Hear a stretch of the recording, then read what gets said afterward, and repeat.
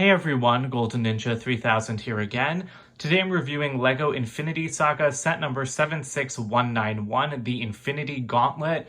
This is part of that 18 plus displayable range. It's like classified, it's in the same price bracket in the same box as one of the helmets, but this is very clearly not a helmet. So I really like this set. I'm glad that LEGO's branching out beyond helmets, and I'm very excited for them to continue making more display pieces because this is just like a work of art. So this is kind of like life size. Not really. It's not like you can wear this. It's obviously not hollow inside, but even if it was, like, here's my hand next to it. So it's kind of like hand sized, but it's not really like wearable. So I think that that's interesting. Obviously, it's much bigger than a human hand in the movie because it's sized for Thanos, but I don't think it's a problem that it's not bigger. I think that this is a very good size to create something like this at, and it's a lot more affordable because honestly, I would have expected LEGO to maybe do like a $200 or like $150 Infinity Gauntlet that was just like absolutely gigantic. But by keeping the price lower, it's accessible to more people. And the other thing is that, as you can see, there's a ton of gold on it. I never expected LEGO to go this insane on the amount of gold on the Infinity Gauntlet, even though it is golden. And this is not pearl gold. This is the drum lacquered gold that, LEGO made a big deal about on that Monkey King Warrior mech set. And I think that this set dethrones that one as having the most drum lacquered gold pieces, but I haven't counted, so don't just take my word for it. So starting at the base, we have this really nice print that says the Infinity Saga, and then we have the Infinity Gauntlet on there. Would have been great if they had kept the Infinity Saga like colors instead of just making it white, but I mean, that's a lot to ask, like printing color on black. Also probably wouldn't look too good when all is said and done. But the base is pretty much exactly like it is for any other helmet. It's built in very much the same manner. The only difference is that helmets are kind of built not really attached to the base, most of them. Like they can kind of just be lifted off and they'll still stay intact. That's not the case for this. This is very much integrated into the display stand. So like I said, we have a bunch of drum lacquered gold parts, including like these macaroni tiles and these huge like kind of wedge bricks that I don't think I've seen in this color before. And so LEGO balances that out by also using dark tan pieces. And while you might think that they don't combine well together, I actually think that in person, it creates a very good effect. You feel like the entire glove is gold, even though probably less than half, or maybe not less than half, but probably only about half of it is actually the gold. But just the combination, the effect combined, the combined effect is what really makes this, in my opinion. I really like the layering detail that LEGO's done. Like this looks armored. It looks like it's just plates of armor stacked on top of each other, which is, what the Infinity Gauntlet is. So I really like the way that they've used these wedge tiles and layered them on top of each other. We have a lot of curved sloped pieces. And then even on the side, like the way these pentagonal Nexonites tiles are all layered up. And then we do have some looser sections of armor. This is like kind of attached on at the end, and this is just on a ball joint. And so these pieces can just like then go at any angle you need to make them attach in place better. So I do think that that's pretty effective. The only bad part about that is that I want to grab it from like right here, but you can't because then, like these are just going to break off pretty easily. So you kind of have to grab it from down here or just from the base because it's not really fragile, but everything is just pasted on with clips. So I wouldn't really want to be handling this too roughly. Moving up, you can see that the palm is a lot more dark tan than gold. I'd say that's probably my least favorite part of the set just because you can kind of start to see all these different colors poking out. Like you can see the nougat from the fingers, you can see the dark gray underneath, and then you have like a lot of dark tan. Whereas on the front, I think that it all just like blends together a lot better, the tan and the gold. But I mean, you're really not going to be looking at the palm of this thing that much, and the shaping is done pretty well. The thumb in particular is really good, even just with the way it attaches here. And you can move that thumb out. I'll show you the articulation more with the other fingers in a second. But if you move that thumb out, you can see that it creates this unsightly gap. That kind of sucks, but you can actually just move this like kind of car spoiler piece, and that will, serve to cover up a decent amount of gap. It does expose that hinge, but I like that, LEGO thought of a way to kind of like start to cover up that gap. So that is pretty helpful. The Infinity Stones are the final pieces to be added to this set.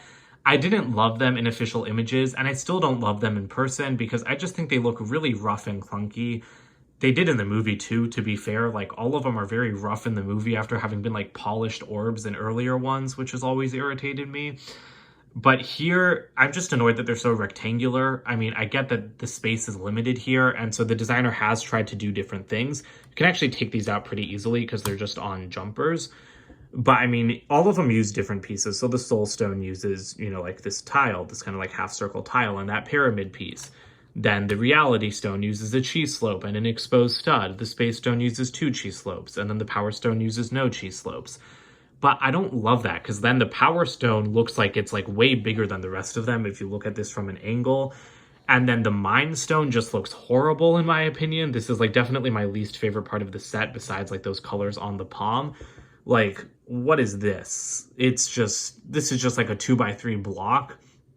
And I think that that looks really, really bad. These, again, they can't be that curved because they're just stuck in 1x2 spaces. But this one has a 2x3 space to operate in, and so I really feel like the designer could have made this more curvy than it ended up being. The reason that I feel that is because you've got the Time Stone over here. Actually, I'm going to angle that piece out a little bit. But the Time Stone is round, and to me, it's super weird that this is literally just a, if I can get it out, it's just, okay. Didn't mean to break that off, but it's a 2x2 like round brick with a stud in the center of it. It just looks so awkward next to the other stones, which are all not round.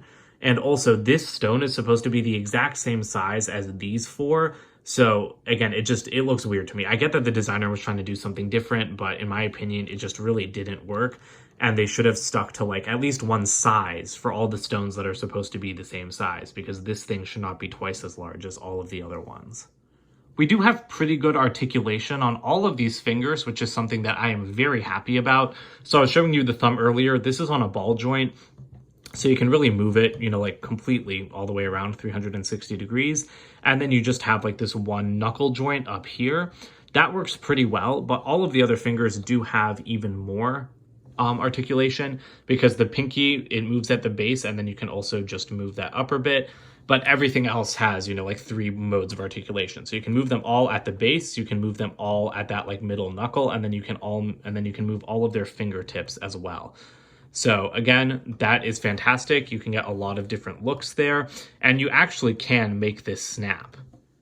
Before I make this snap though, I do want to point out how much I love the parts that the designer used over here. We have like these 1x2 pieces with like a sticking out wedge. I don't even know what to call those. And then you kind of have these pillow pieces is how I call them. But these pieces lock together perfectly, which I've seen from other designers in other sets. But the effect here is just fantastic, because when the fingers are straight up like this, they look seamless. But then when you start to move them, just the way that those joints open up, again, it's just, like I said earlier, this is like a work of art. I'm very impressed with how the designer was able to do that, because it just looks fantastic, whether they're moving or whether, you know, like they're all in a straight line. So achieving a snap is not hard at all. You can just kind of keep these fingers down, lift the index finger up a bit, and then bring the middle finger down, and then just like make it touch the thumb, right? That's how you snap, like with your middle finger to your thumb, and then it like goes down to your palm. So that's a pretty good look. You can kind of arch this in any way that you want, but I keep doing it with my finger just to make sure I've got the look, you know, exactly right.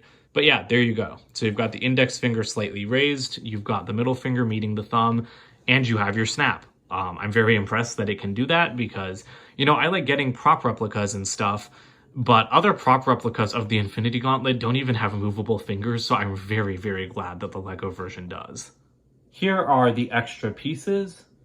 Here's the box for this set. Like I said, exact same size as the helmet boxes. That logo, you know, for the Infinity Saga at the top is very nice. And I do, you know, I like the position that they chose on the front of the box for this.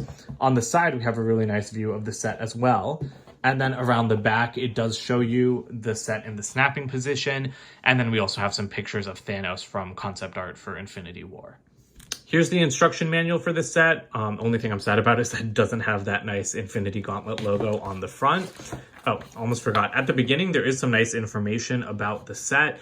They did say that, you know, you add the Infinity Stones last because they wanted to replicate that feeling of Thanos putting them in the gauntlet. which I think is pretty cute. I'm kind of surprised there's not more information though, just because I feel like, you know, like the helmet sets sometimes have a little bit more. But other than that, we don't have any ads for anything at the back.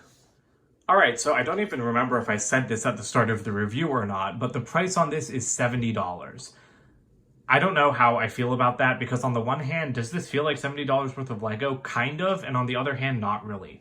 Like, I don't know, saying 60 feels too low, so I'm gonna say I do think it's worth the $70.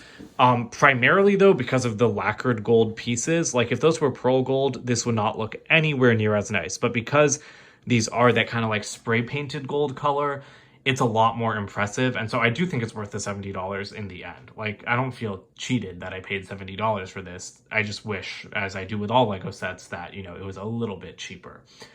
But I think that this is a great set. I like this a lot better than some of the helmets, you know, like, I still don't know why Lego did, like, Carnage and Venom before, like, Spider-Man. So I would really like to see Lego continue doing stuff like this. And I think it would be a huge missed opportunity if we didn't get a right-handed Nano Gauntlet at this exact same price point in the exact same size next summer. So I really hope that that's something that the Lego designers are working on. My only real complaint with this set is, you know, with the Infinity Stones, but I can modify that pretty easily. And actually, I think I will try my hand at that because they do really irritate me. So that's it for today. Don't forget to comment, like, and subscribe, and I'll see you guys in more videos soon. Bye for now.